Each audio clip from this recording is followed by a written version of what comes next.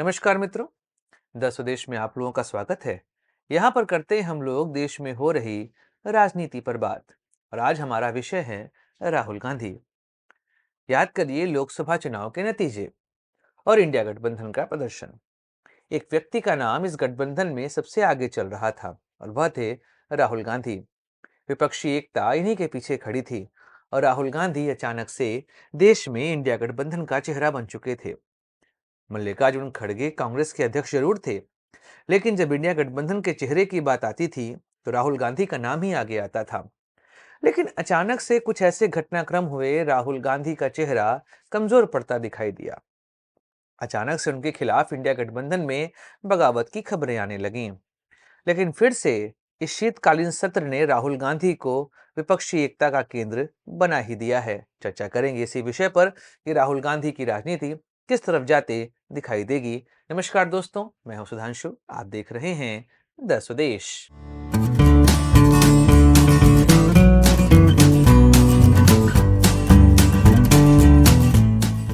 दोस्तों, राहुल गांधी जब से राजनीति में आए हैं उस समय से लगातार खबरों का केंद्र बने हुए हैं। चाहे सफलता और चाहे असफलता, दोनों में राहुल गांधी का नाम ही प्रमुखता से लिया जाता है। 2023 में जब राहुल गांधी ने देश में यात्राओं का दौर शुरू किया, एक दौर पर वह भारत जोड़ो यात्रा निकालते थे, फिर चुनाव से पहले भारत न्याय यात्रा निकाली गई और इसके बाद राहुल गांधी देश में विपक्षी एकता का चेहरा बनने लगे थे। थोड़ी मोड़ी खबरें मनमुटाव की हर तरफ से आती थी, लेकिन अगर आप समग्र रूप से देखेंगे तो इंडिया गठबंधन ने राहुल गांधी को अपना नेतृत्व सौंप दिया था। समाजवादी पार्टी, आरजेडी, शिवसेना, हर तरफ राहुल गांधी के विषय में ही बात हो रही थी। और 2023 के चुनाव के दौरान जब विधानसभा चुनाव हो रहे थे, उस दौरान उन्होंने जातिगत मुद्दा प्रमुखता से उठाया और देश में जातिगत राजनीति की शुरुआत हुई। उन्होंने कहा कि देश में हमें करवानी है जातिगत जनगणना और इसके माध्यम से हम देश में देखेंगे कि किस जनसंख्या के पास कितना रिसोर्स उपलब्ध है और उसके अनुसार फिर हम बात करेंगे किसको कितना हक मिलना चाहिए। और यहां से इंडिया गठबंधन, खासकर राहुल गांधी ने नारा दिया, जितनी आबादी उतना हक। और इसको समर्थन मिला विपक्ष के कई सारे दलों का। आरजेडी की बात करें, शिवसेना, एनसीपी, समाजवादी पार्टी, इन सभी ने राहुल गांधी का समर्थन किया। 2024 का लोकसभा चुनाव शुरू होने वाला था। इसी दौरान भाजपा ने 400 प्लस का नारा दिया। नारा नारे के पीछे का औचित्य क्या था, इसको भाजपा कभी नहीं बता पाई। याद करिए, बहुत हुई महंगाई की मार, अब की बार मोदी सरकार, एक कंप्लीट नारा था। लेकिन अब की बार 400 पार। क्यों, किस लिए, क्या कारण है? और फिर भाजपा के कुछ नेताओं ने कहा कि हमें 400 पार इसलिए चाहिए कि हम देश का संविधान बदलना चाहते हैं। और यह खबर आग की तरह फैल गई और राहुल गांधी ने इस मुद्दे को लपका। और 2024 का चुनाव भाजपा किसी 400 पार के नारे पर विपक्ष ने लड़ा। भाजपा को विपक्ष ने यह कह दिया था कि तुम्हारा 400 पार अगर आया तो तुम देश का संविधान बदल दोगे। और राहुल गांधी, अखिलेश यादव, तेजस्वी यादव, इधर उद्धव ठाकरे, यह सभी इसी मुद्दे को लेकर आगे बढ़ रहे थे और राहुल गांधी संविधान के प्रति लेकर जनता के पास जाने लगे। और वहां से राहुल गांधी का चेहरा लोगों के बीच में पहुंचा और राहुल गांधी ने कहा कि अगर यह 400 पार करवा देंगे आप लोग तो फिर संविधान बदल जाएगा। और शायद संविधान बदलने का मुद्दा देश की राजनीति में प्रमुखता से चला। अचानक से 2019 में जिस भाजपा को दलित समुदाय ने 84 में से 46 सीटें दी थी, उसी भाजपा को दलित समुदाय ने 2024 के चुनाव में 84 सीटों में टोटल 29 सीटें दी। मतलब 46 से गिरकर भाजपा 29 पर आ गई।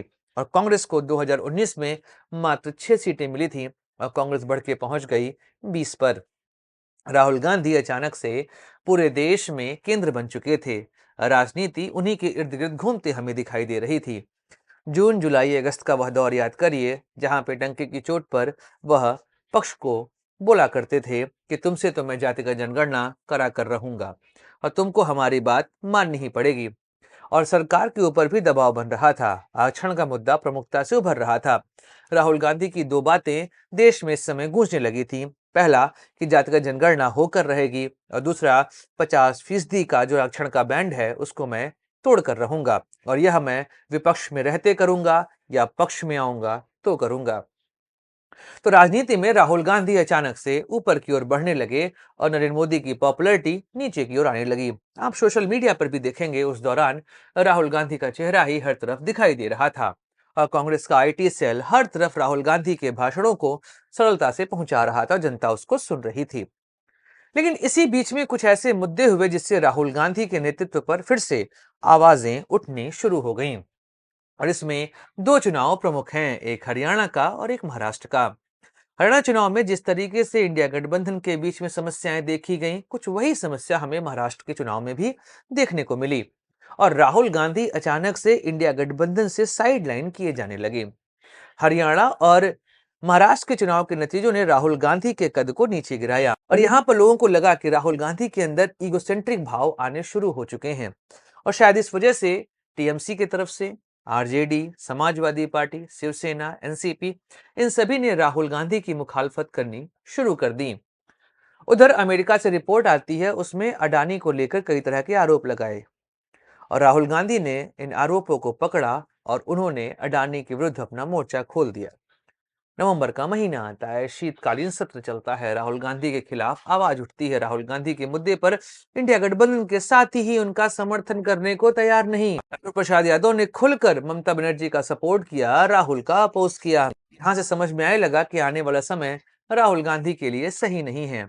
इसी बीच में उनको फायदा मिलता है अपनी बहन के लोकसभा में आने का और यहां से अब राजनीति की शुरुआत होती है और यहां से राहुल गांधी को मौका मिलता है कि वह इंडिया गठबंधन का फिर से चेहरा बन जाएं और यह मुद्दा प्रोवाइड किया स्वयं भाजपा ने। कांग्रेस ने कहा कि संसद में संविधान के 75 वर्ष पूरे होने पर चर्चा होनी चाहिए। ऐसे में संविधान पर चर्चा होने लगी।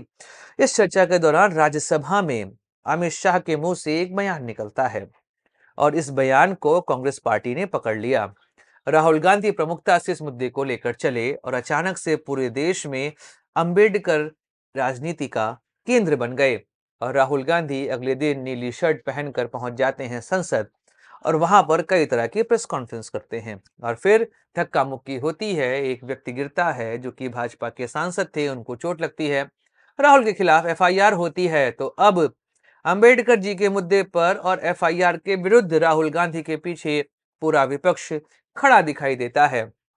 राहुल गांधी अब अंबेडकर जी पे दिए अमित शाह के इस बयान को लेकर पूरे देश में जाने वाले हैं और मुझे लगता है कि अब उनके सफेद शर्ट का रंग नीले होने का समय आ गया है। तो मुझे ऐसा लगता है कि आने वाले समय में राहुल गांधी के सफेद टी शर्ट का कलर नीला होने वाला है। अभी तक वह सफेद टी शर्ट में दिखते थे, अब वह दिखाई देंगे नीली टी शर्ट में और राजनीति में अचानक से राहुल गांधी को मिलने लगा है विपक्ष का समर्थन। समाजवादी पार्टी ने खुलकर कर दिया है राहुल के समर्थन का ऐलान और ऐसे में अब फिर से विपक्षी एकता का चेहरा राहुल गांधी हमें बनते दिखाई दे रहे हैं। तो भाजपा की राजनीति ने ही राहुल गांधी को पीछे किया था और भाजपा ने ही मौका दे दिया है राहुल को फिर से देश में मुख्य विपक्षी दल के नेता का चेहरा बनने का मौका। दोस्तों, वीडियो समाप्त करते हैं। मिलेंगे अगले वीडियो में, चर्चा करेंगे किसी और राजनीतिक मुद्दे की। Like share subscribe the channel. जय हिंद, वंदे मातरम, भारत माता की जय।